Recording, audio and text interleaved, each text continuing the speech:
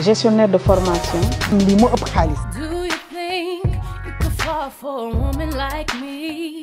'Cause I find it hard to trust. I need too much, and I really don't believe in love. No, no. Do you think that I could be the girl of your dreams?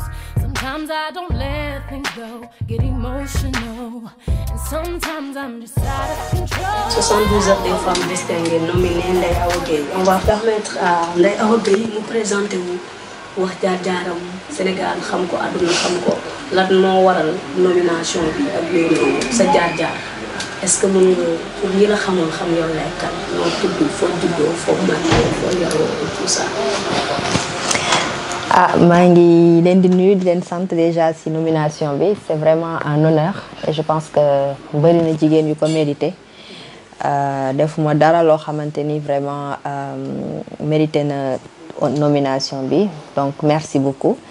Alors maa ngi tudd Ndeye Awa Gueye maa ngi yaroo Sénégal fii laa màggee fii laa jàngee j'ai fait l'école supérieure polytechnique de Dakar. J'ai eu mon bac en 2012 à Diourbel, j'ai fait Ziguinchor, j'ai fait un peu les régions du Sénégal. J'ai un background en informatique, donc ingénieur informatique laa génne à l'ESP en 2012. Et depuis lors maa ngi liggéey maa ngi def yenn activités yoo xamante ni daf ma passionné.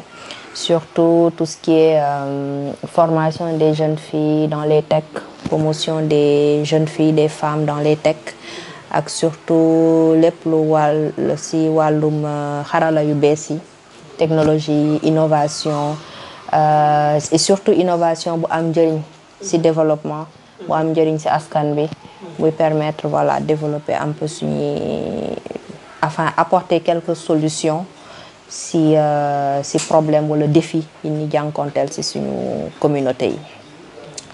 Donc def naa évolué naa ci monde télécom, j'ai fait beaucoup d'années là-bas, évolué naa ci plusieurs postes là-bas.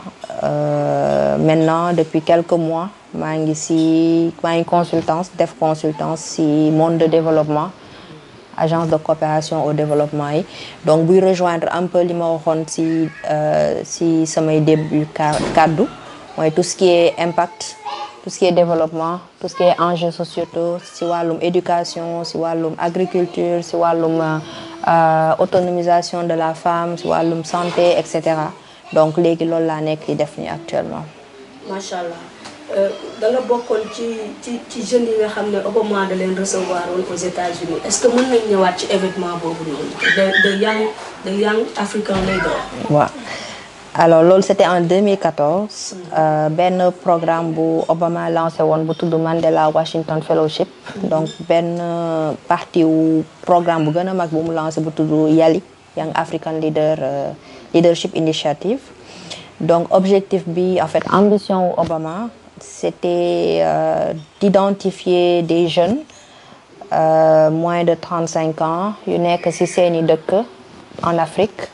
En 2014 ils avaient identifié 500 jeunes moins de 25 à 35 ans yoo xamante ni dañuy def ay activités wala dañuy def ay efforts pour contribuer ci seen développement aux communautés. Donc l'idée c'était de les identifier yóbbu leen États-Unis.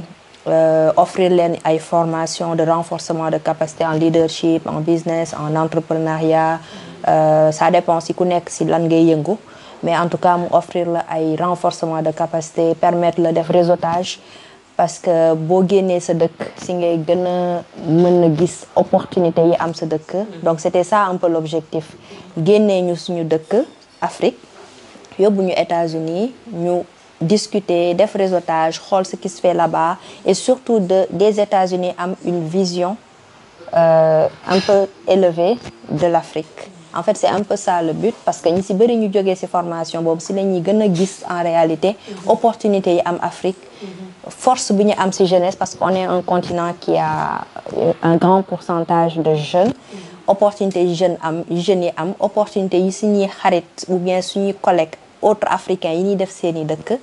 Et donc loolu daf ñu permettre en fait ñu gën a am ay projets wala gën a farlu en fait li ñu doon def ci suñu communauté. Donc c'était un peu un privilège chance la woon pour ñun ñi sélectionné woon. Et depuis lors, chaque année, il y a des groupes qui sont sélectionnés, qui partent aux États-Unis faire une formation. Et li si gën a intéressant woon mooy rencontrer président bi ak ay leaders yi nekk foofu américain, Michelle Obama, discuter ak ñoom, échanger sur des enjeux de l'Afrique et surtout ñu accompagner ñu, aider ñu si li ñu bëgg a def en tout cas c'est suñu continent. Donc ku si nekk bu defee tuuti yaakaar naa ni dañ mën a am ay résultats yu intéressants yu impactants. Fierté africaine nga, fierté sénégalaise nga, fierté nga pour toute la communauté féminine. Comment définissez-vous le leadership féminin? Question boobu nag alors question boobu bon c'est assez large pour man leadership féminin bon pour man on ne devrait pas dire leadership féminin juste leadership. Leadership c'est la capacité à pouvoir influencer positivement surtout à pouvoir am benn vision am benn orientation ba pare nga am capacité wu embarquer ñi nekk sa entourage vers cette même vision qui est positive pour l'entourage, pour la population. En fait, leadership, on peut l'appliquer dans n'importe quel domaine. Mais si sama domaine bi may évoluer am ay caractère ou ay caractère de leadership, c'est vraiment de pouvoir voir loin, pouvoir am taxawaay bi ngay am ci sa communauté et de pouvoir les embarquer naturellement vers cette même direction qui au final aura de l'impact positif pour suñu communauté. C'est une très bonne définition, mais sur le plan des technologies de l'information et de la communication, y a-t-il des avancées sur le plan concernant les femmes, les jeunes filles? Ban niveau la toll boo ko doon xayma fii ci pourcentage fan la niveau bi toll par rapport ko yow yàgg nga ci loolu depuis jigéen teg ba léegi donc yàgg naa la suivre, ça fait plus de 15 ans qu'on se connaît et je connais ce que vous faites et que je respecte énormément, mais tey boo doon xool pourcentage bi fan nga koy teg loolu. Merci Awa pour question bu am solo parce que c'est un sujet d'actualité, on en parle, ça fait des années.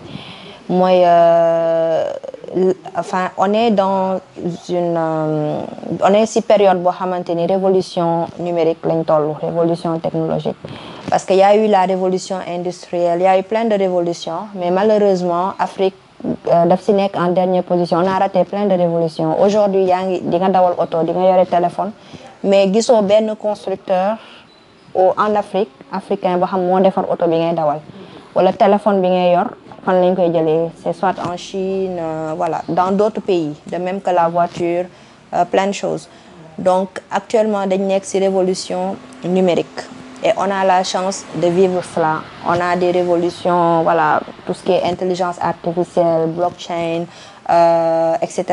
Donc am nañ chance actuellement vivre ko, am nañ chance vu que l'internet maintenant est accessible pratiquement, am nañ chance jàng révolution yooyu, am nañ chance def ay projets et puis jeunes yi aujourd'hui dañu xarañ machallah, da ngay gis des choses extraordinaires qui créent avec les même pas avec les nouvelles technologies. Donc ñun suñu rôle ou bien enfin ñun ñëpp suñu rôle mooy accompagner ces innovations technologiques là pour que ñu mën a profiter vraiment de cette révolution numérique et bokk ci ëllëg ñi ni wax ni benn soo yoree benn matériel wala ngay utiliser dara ñu ne africain wala sénégalais surtout moo ko créé il y a 10 ans, il y a 20 ans, il y a 30 ans.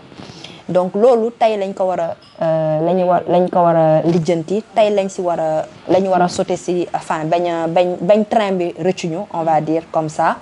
Donc loolu yëpp li koy faciliter mooy que ni ñu jàng, ñu curieux, ñu continuer, ñu audacieux surtout, ñu am fit te jàpp ni ñun ñëpp cerveau lañ mel, kenn gënul muus sa morom.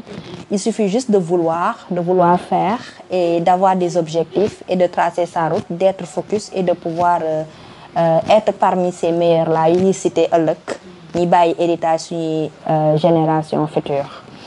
Donc par rapport, pour revenir un peu à la représentation féminine dans ces domaines de la technologie, elle est toujours faible. On a très peu de femmes qui évoluent dans ces secteurs-là.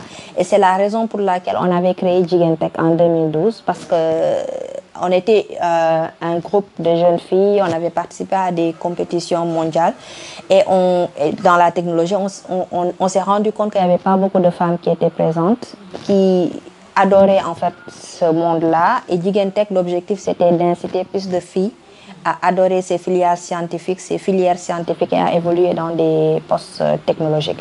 Loolu moo nekkoon rôle lu Jigéen Tech, donc on faisait pas mal d'activités partout au Sénégal pour pouvoir les encourager, les motiver, les inciter et surtout leur montrer des modèles, parce que c'est ce qui manque déjà les jeunes filles, de voir des modèles. Ah, il y a une fille ou une femme qui est directrice d'une grande boîte technologique à Microsoft et ainsi de suite. Donc c'est possible. Donc montrer des modèles, etc. Donc la représentation féminine est toujours très faible, mais je pense que là, il y a beaucoup d'initiatives, de programmes de formation, de financement, ainsi de suite, pour encourager les jeunes filles à évoluer dans ces filières-là. Pas plus tard que la semaine passée, j'ai été invitée à une activité où il y a eu 50 jeunes filles qui apprenaient à coder, qui veulent évoluer dans les filières scientifiques et informatiques. Et l'idée, c'était de discuter, d'échanger avec elles et de leur montrer des modèles, de les rassurer que c'est possible et qu'il faut juste vouloir. Et quand on veut, on peut. Je répète tout le temps cette phrase, quand on veut, on peut. Dara jombul kenn, donc bëgg ko et puis vas-y, fonce quoi. Mais est-ce que yaa ngi entreprendre des activités ou des projets personnels en ce sens? Yaa ngi entreprendre am nga benn structure d'entrepreneuriat en ce sens boo xamante ni yow yaa koy mener pour cette révolution numérique, surtout féminine? Oui, je suis active dans beaucoup d'associations, de programmes pour contribuer justement dans ces activités-là. Donc l'association qu'on avait créée, j'étais cofondatrice de Jigéen Tech Up. Donc c'était dans cette optique-là. C'est vrai que quand même depuis quelques années, on ne fait plus beaucoup d'activités, surtout depuis Covid. Mais pour moi, c'est l'impact final qui a plus d'importance. Et donc le fait de contribuer en temps, en argent, en finance, en accompagnement, ainsi de suite, sur toutes les initiatives existantes qui ont les mêmes objectifs, pour moi, c'est déjà quelque chose. Je travaille sur plein de projets quand même, et qui vont donner des bourses à des jeunes filles qui veulent évoluer dans ces projets-là. Il y a quelques bourses qui ont été déjà accordées dans certaines zones, surtout pour les filles défavorisées qui n'ont peut-être pas le soutien financier de leur entourage. Donc nous, as tuut li ñu am, ñu jéem leen ci jàppale, parce que la fierté qu'on va avoir, c'est que demain que tu vois ces jeunes filles-là occuper des postes de responsabilité dans les filières scientifiques, rien que cela, c'est une grosse fierté. Donc oui, effectivement, je travaille en sourdine sur ces activités-là. C'est très bien, surtout dans les zones défavorisées. Exactement. Parce que là-bas, il existe vraiment une fracture numérique. C'est ça. Il faudrait les accompagner. Bon vent sur ce. Et xam naa ne diñ ci am ndam parce que yow boo jàppee doo quelle est la femme bonne femme moo lay inspiré? Sama yaay. Pourquoi? Parce qu'elle est entrepreneur, elle est battante. Elle est d'abord entrepreneur dans la maison, parce que yore kër rek yar say doom ainsi de suite rek projet bu rëy la. En plus de cela, elle est dans beaucoup d'autres. Elle a lancé ses entreprises dans l'agro, dans l'aviculture, dans plein d'activités. Et donc c'est un modèle pour moi. Même bu fekkante ni jàng bu sore jàng na, mais jàng bu sore bay nekk ay directrice wala directrice de quelque chose wala chef de quelque chose. Aujourd'hui, li muy def rek pour man, ça dépasse tout cela en fait. C'est de l'entrepreneuriat. Elle est directrice en fait, même bu fekkee c'est pas académique au bureau, voilà, voilà. Donc elle est entrepreneur, elle gère une équipe, elle a des employés, elle gère des salaires, elle gère sa comptabilité, ainsi de suite. Donc si poulailler la nekk, marque Mon Poulet, mais bon, tu vois, elle fait ces choses là, elle fait des choses extraordinaires, machallah. Et donc c'est elle mon modèle, on va dire, de femme entrepreneur, leader, audacieuse, persévérante, forte. Wow. En tout cas, toutes les qualités que tu peux voir sur une femme, chez une femme leader, mi ngi ci moom macha allah. Donc moom tollooguma si ay non tollooguma si niveau am mais si moom lay jàng si moom lay roy. Et bien sûr il y a plein d'autres femmes aussi autour de moi qui font des choses extraordinaires, donc j'essaie de copier sur elles pour jéem a jël yoon bu baax bi daal. macha allah loolu moom c'est une fierté. C'est pas facile d'être une femme, d'évoluer dans certains domaines comme ci wàllu technologie, comme si entrepreneuriat ak yu bëri. Quels sont les moments les plus difficiles que vous avez rencontrés au courant de ta carrière qui vient de démarrer et qui va aller très loin? Alors, pour une femme, hein, de manière classique, il y a plein de challenges, il y a plein de défis. Mais loolu du dara parce que yàlla moo ñu ko teg. Parce qu'on est responsable aujourd'hui des leaders de demain. Ñun ñooy ñun la yàlla may ëmb jur ay président jur ay voilà des leaders de demain. Donc yombul, c'est normal te warul yomb aussi. Je dis pas que góor ñi seen rôle dafa yomb ah waxuma loolu mais jigéen dafa am responsabilité bu bari. Aujourd'hui si on se bat pour changer les mentalités de demain, si ñun lay commencer parce que ñun ñooy jur wala ñun ñooy yar xale yi nekk leader demain. Ñun ñoo war a xam aujourd'hui nan la ñuy yaree suñuy doom yu góor nan la ñuy yaree suñuy doom yu jigéen pour que demain yu am yenn mentalité yi. Donc la charge ñun la yàlla dénk loolu yépp en fait. Donc et naturellement il y a plein d'obstacles, pas personnellement yi ma rencontré, mais je vais parler de manière un peu générale. Déjà la femme, on est dans une société un peu patriarcale qui met un peu l'homme au-dessus de la femme, même si la femme a toujours un kilifa, mais des fois on a tendance dans certains environnements ou certains secteurs de faire des discriminations, de minimiser un peu la femme, même par rapport à la filière technologique.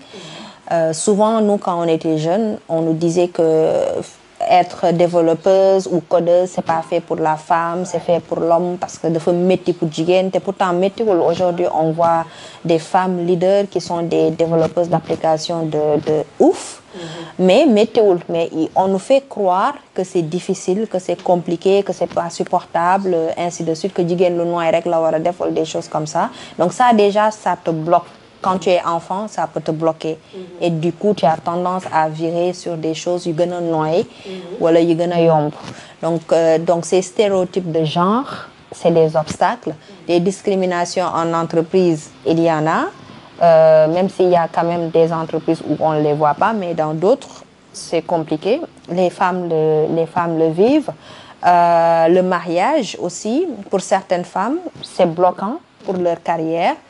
Mais munoo bañ a def loolu en fait parce que ça fait partie de ta vie, ainsi de suite.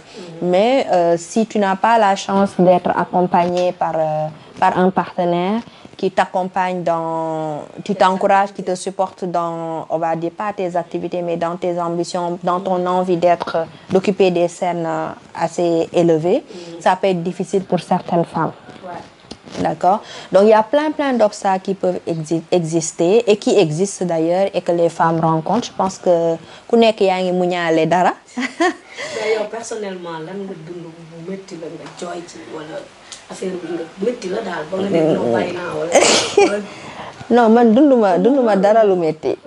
Dunduma dara lu métti parce que dama jàpp mais oui parce que dama jàpp ni en fait lépp loo dund ci àdduna c'est juste des apprentissages et juste jaar-jaar la en fait. Et à chaque fois boo ci jaaree mën na métti sur le coup mais après da ngay jàpp ni expérience la, apprentissage la et puis jaar-jaar la et puis tu essaieras de faire mieux prochainement. Wala voilà, il y a jamais d'échec, il y a jamais de souffrance, c'est juste des apprentissages et des leçons qu'on a. Donc si je dois lister lan la dund lu métti mais non si je dois lister lan laa dund lu métti, bah écoute, on va passer toute la nuit à en parler. Mais aussi du lu bees parce que c'est juste ce que tout le monde vit, c'est classique, c'est naturel. Voilà quoi. D'accord. J'accepte les meilleurs moments. Voilà. Moments qui t'ont marqué d'une manière positive. Loolu boo xam ne neex na la ba léegi loolu lay neex ci sa carrière. Sur ma carrière. Sur le plan sur tes meilleurs moments. Personnel, professionnel, tout. Ben professionnel, c'est à chaque fois que j'atteins un objectif. Ça me fait super plaisir. Quand j'ai eu mon diplôme d'ingénieur, ça me fait super plaisir. En fait, à chaque étape de la vie, on dit souvent que l'objectif n'est pas fixé pour être atteint, mais c'est juste pour servir de ligne de mire.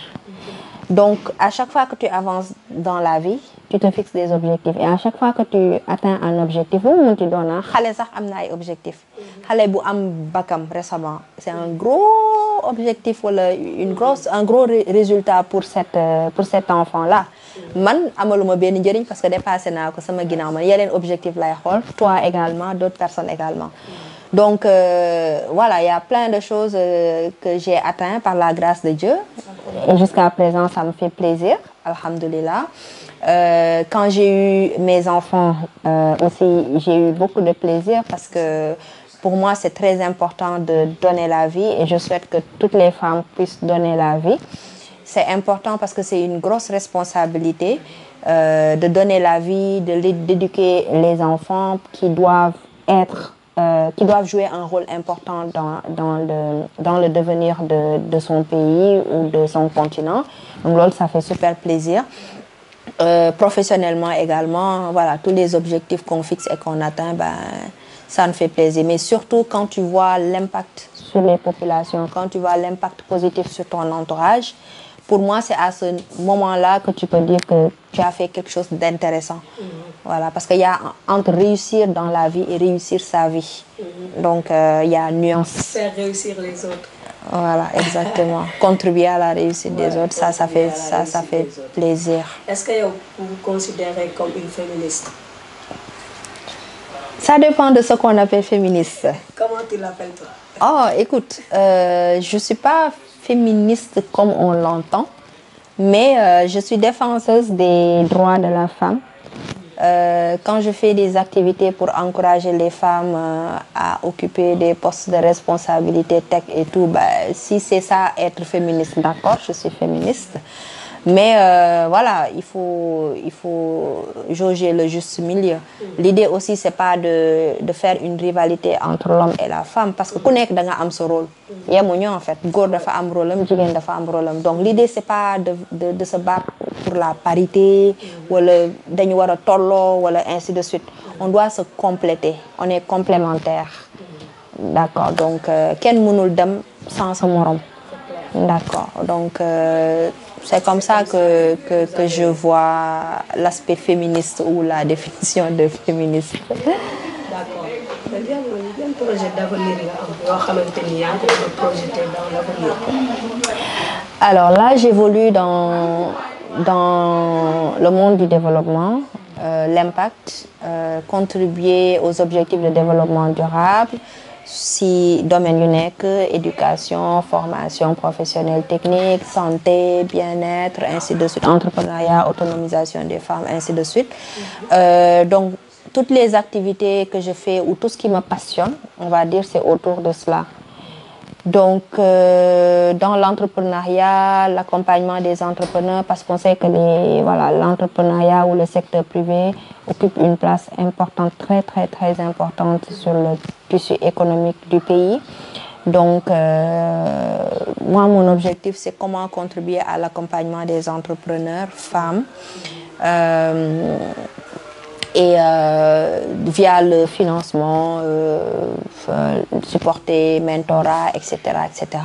Parce que la finalité, c'est qu'il y ait plus de femmes qui occupent des postes de responsabilité, qu'il y ait des femmes qui occupent des postes également politiques, dans la politique également, pour pouvoir prendre des décisions, défendre certaines politiques pour les femmes. qu'il y ait plus de femmes qui prennent, qui soient au devant de la scène sur tout ce qui est initiative à impact social, qui a pour objectif d'améliorer la vie des populations les plus vulnérables. Voilà, donc toutes les actions que je fais, en tout cas, je souhaite que mu am des résultats dans ce sens-là. Voilà, donc je rêve d'un environnement ou d'un écosystème favorable à l'entrepreneuriat, au développement des projets innovants portés par les entrepreneurs, qui soient inclusifs et qu'il y ait beaucoup d'opportunités pour tout jeune ou tout entrepreneur ou toute personne qui a juste une volonté d'avoir de l'impact et de contribuer au développement de sa communauté, de son pays, de son continent. Super.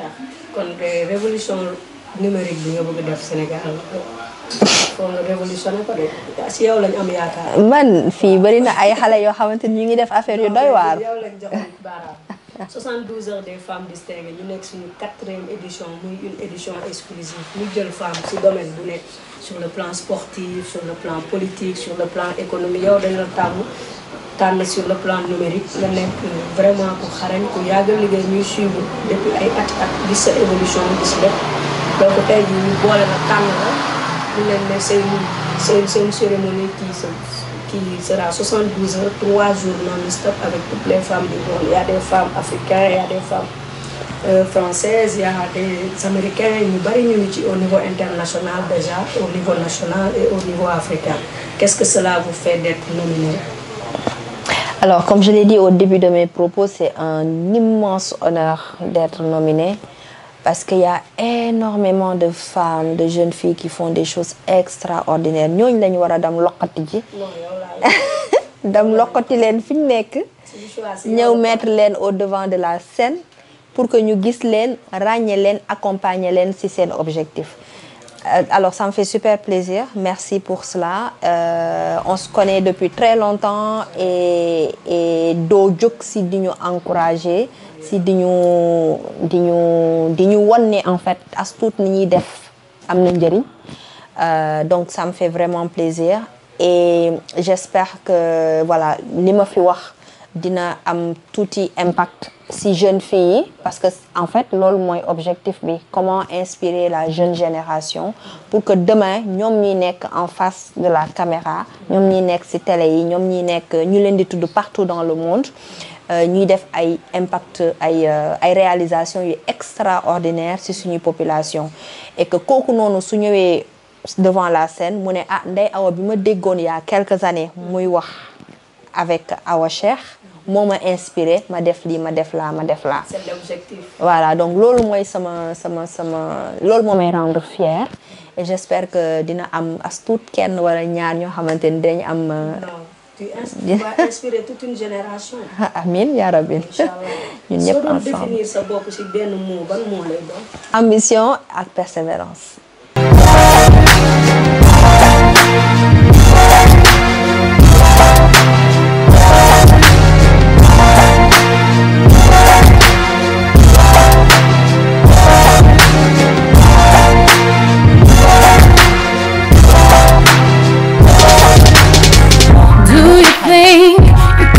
For a woman like me, 'cause I find it hard to trust. I need too much, and I really don't believe in love. No. Do you think that I could be the girl of your dreams? Sometimes I don't let things go, get emotional, and sometimes I'm just out of control.